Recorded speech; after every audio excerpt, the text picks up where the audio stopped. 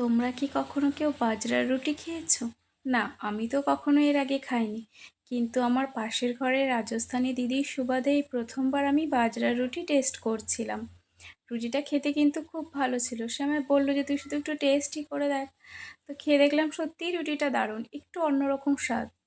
এই সপ্তাহে আমরা আবার সারভানা যাচ্ছিলাম বাসে করে। চেন্নাইতে এত বৃষ্টি হচ্ছে কয়েকদিন ধরে, তো ভাবলাম গাড়িতে করে গেলে যদি আবার ভিজে যাই। আর বাস দেখো দাঁড়িয়ে ছিল, রীতিমতো দৌড়ে দৌড়ে আমরা বাস ধরেছি। যে কোনো উৎসবের আগেই সারভানাতে সেই উৎসব অনুযায়ী কত সুন্দর থিম করে দেখো সাজাবে। সামনেই ক্রিসমাস, তো সেই জন্য তারা সাজিয়ে রেখেছিল। আমরা সকাল সকাল বেরিয়ে পড়েছিলাম, তার জন্য আর সকালবেলা বাড়ি থেকে কিছু খেয়ে আসা হয়নি। তাই কেনাকাটা করার আগেই চলে গেছিলাম খাওয়া দাওয়ার সেশনে। আর গিয়ে এই প্রথমবার দেখলাম যে এতটা ফাঁকা রয়েছে এই সেশনটা। অনেক দিন থেকেই আমার ভীষণ কেক খেতে ইচ্ছে করছিল, তাই ওকে বললাম যে একটু কেক নিয়ে নিও। আর কেক নেওয়ার পাশাপাশিও নিয়েছিল দুটো চিকেন প্যাটিস, পরোটা আর সাম্বার রাইস। খাওয়া দাওয়া সেরে আমরা আবার নিচে চলে গিয়েছিলাম সবজি, গ্রসারি আর ফল নিয়ে নেব।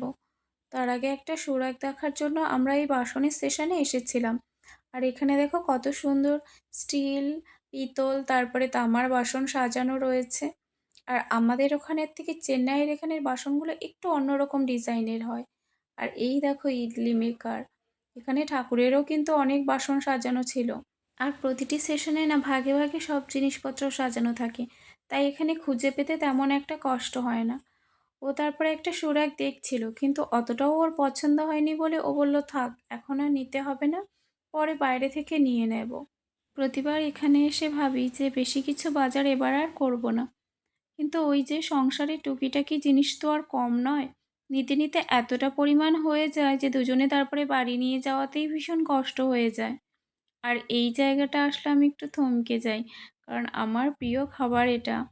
এবার আবার আমি ওকে বললাম যে এবার লাল কলা নিয়ে নাও। আর সমস্ত রকম সবজি নিয়ে তারপরে আমরা চলে এসেছিলাম বিলিং সেশনে। ও আবার এবার একটা নতুন জিনিস নিয়েছে, এটা দিয়ে নাকি হেড ম্যাসাজ করা হয়। আর এই চকলেট দেখলে কি আর লোভ সামলানো যায়? ওখান থেকে নিয়ে ওখানে বসেই খাওয়া শুরু করে দিয়েছিলাম। নিচে এসেও আবার একটা অটো বুক করলো, অটো বুক করে চললাম বাড়িতে। আমাদের ওখানে যেমন অনেক রকম শাক পাওয়া যায়, চেন্নাইতে সেটা নয়। এখানে পালং শাক, পুঁই শাক আর ডাঁটা শাকটাই বেশি পাওয়া যায়। আর এই শাকটাকে দেখলে মেথি শাক মনে হবে, কিন্তু না, এটা মেথি শাক নয়। এটা খেতে একটু টক। আর পুঁই শাক তো এর থেকে বড় পাওয়াই যায় না।